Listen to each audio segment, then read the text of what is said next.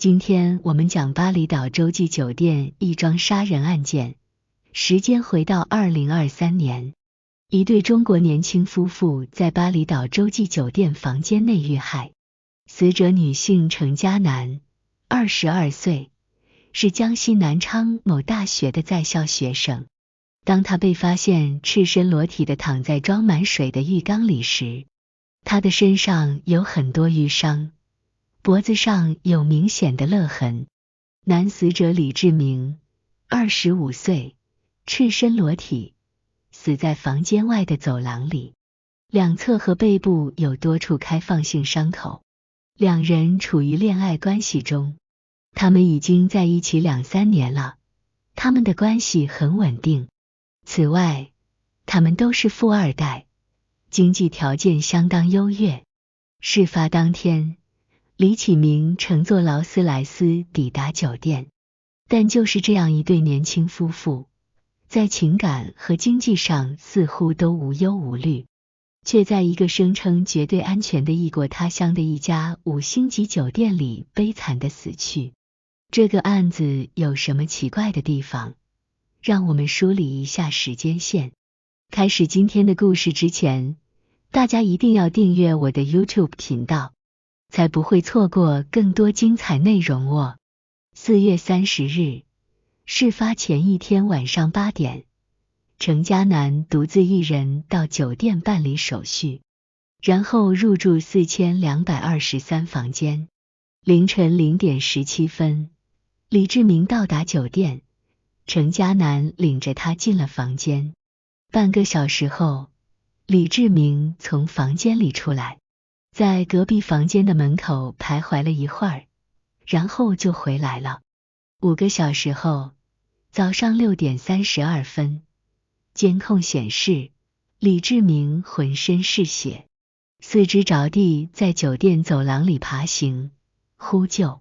20分钟后，李志明停止了挣扎，失去了生命迹象。然而，经过半个多月的调查，印尼警方前天宣布，是李启明先杀了女友，然后自杀了。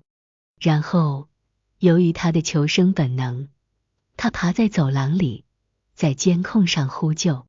两人之间有很好的情感基础，我们暂时按下不表。让我们假设有一场突如其来的冲突和激情犯罪。在类似的案件中，凶手往往一怒之下直接导致受害者死亡，放入装满水的浴缸中，殴打和折磨，最后被勒死。这有多大仇恨呢？然而，更离谱的还在后面。警方称，李志明在杀死女友后决定自杀，但面对身上多处伤口的质疑，法医解释说，这是李志明在自己身上留下的拭痕。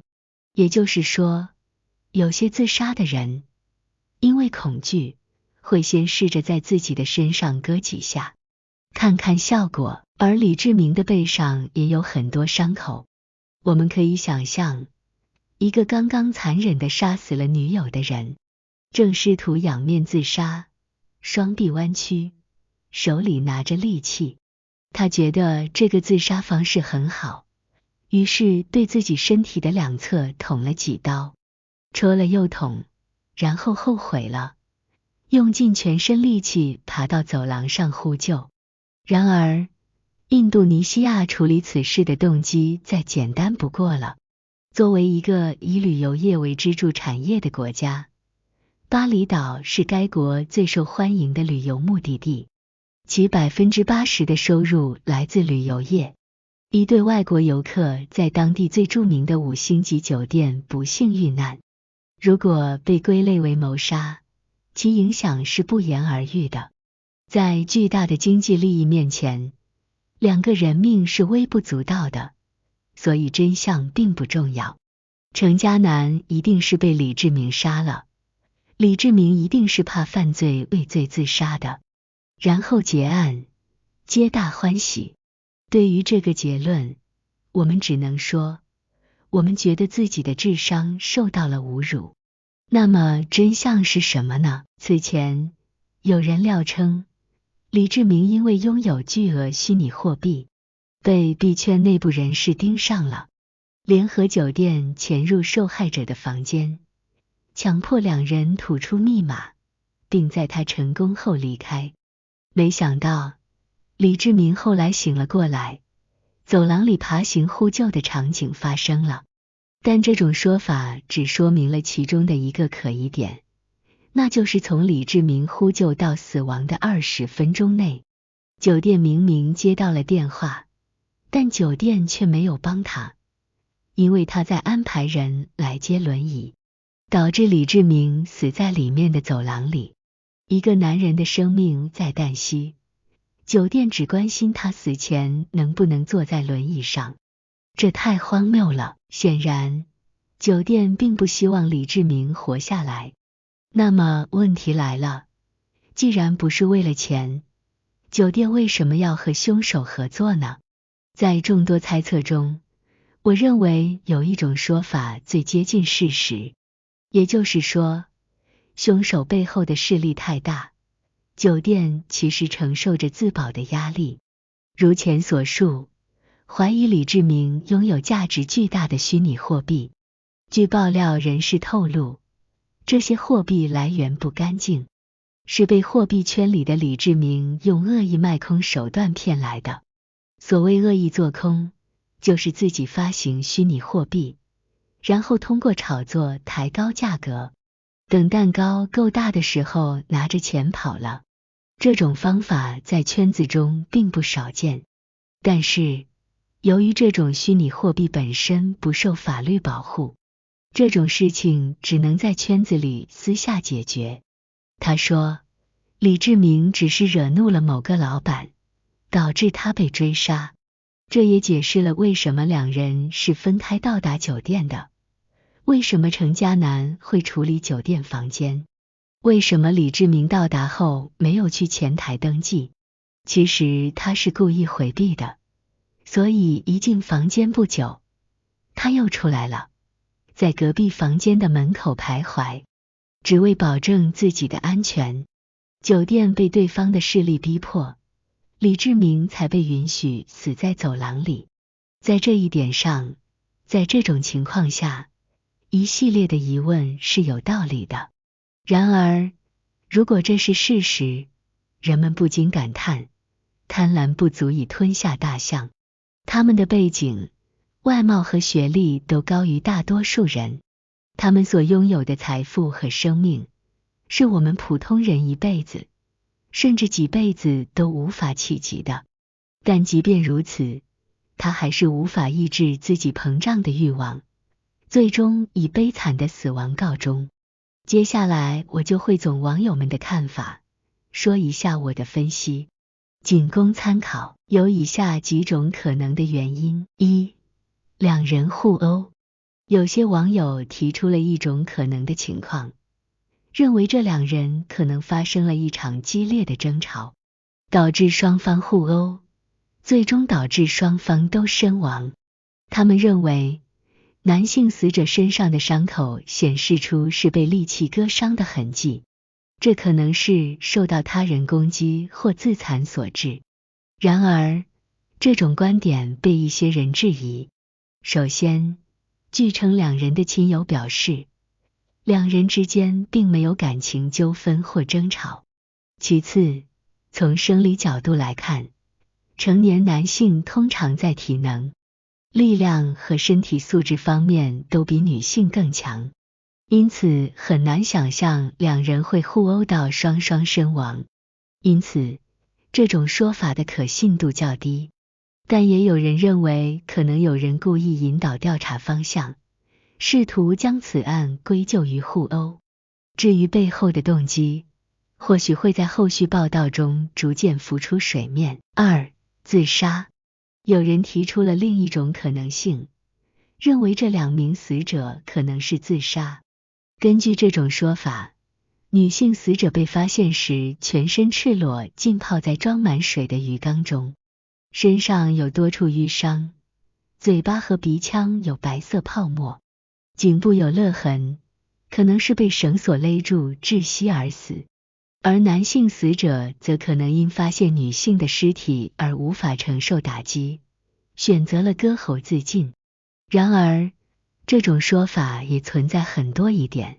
首先，2名死者都被发现时全身赤裸，这对于女性可能还有些解释，但男性为何也要如此行为尚不清楚。此外，即便是面对巨大打击，为何选择如此侮辱性的方式也令人费解。因此，自杀一说也难以成立。然而，如果调查结果最终将案件定性为自杀，或许会引发更多疑问。3. 谋杀。有人认为，这种说法在所有可能性中具有最高的可信度。首先，2名情侣在入住酒店前后都表现得很正常，没有任何异常或不安的迹象。其次，这2人都是年轻、富有的中国游客，可能成为不法分子的目标。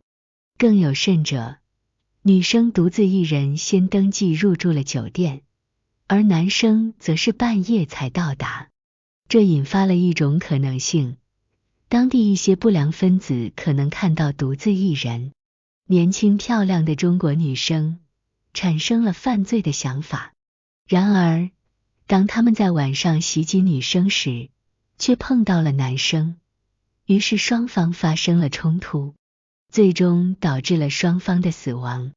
当然，如果真是这样的话，酒店内部肯定会有内鬼协助作案，因为在像这样的5星级酒店中，要成功进行这样的犯罪行为，一般人是无法轻易进入的。另外，还有一个细节值得我们关注。今天下午，当地警方的一位消息人士透露，2名死者的私人物品没有丢失，这一点引发了第3人盗窃作案的可能性。然而，这种说法存在着一些漏洞。首先，如何确定2人身边具体带了多少现金和财物呢？如果凶手只偷走了部分财物或现金，又该如何判断呢？举个例子，假设2人外出时携带了2块手表和2万块现金，但凶手只拿走了其中一部分。如果警方到达现场后发现一个手表和一部分现金，而剩下的财物都还在，他们可能会得出结论称，所有财物都完好无损，没有发生盗窃杀人案。因此，这种观点存在一定的漏洞。要是凶手故意只偷走一部分财物呢？凶手可能是临时起意，本来就是求财，并没想杀人，以为受害者一人居住，可没想到居然还有男住客。双方撞见之后发生了激烈的冲突，于是杀害了2人。在慌乱恐惧之中，没来得及拿走财物，或者怕警方往盗窃方向查，故意不拿财物，这也是有可能的。怎么能不调查清楚，就说这里面排除了第3人盗窃行凶的可能呢？当然了，以上全都是我们的分析和判断，以上都是网友的猜测。此案在印尼已经结案，李志明杀了程家南，然后自杀了，这是最终结论。我讲过很多诡异的故事，但此刻我只觉得鬼不可怕，人心才可怕。好了，今天的故事就讲完了，一定要订阅我的 YouTube 频道啊，再会。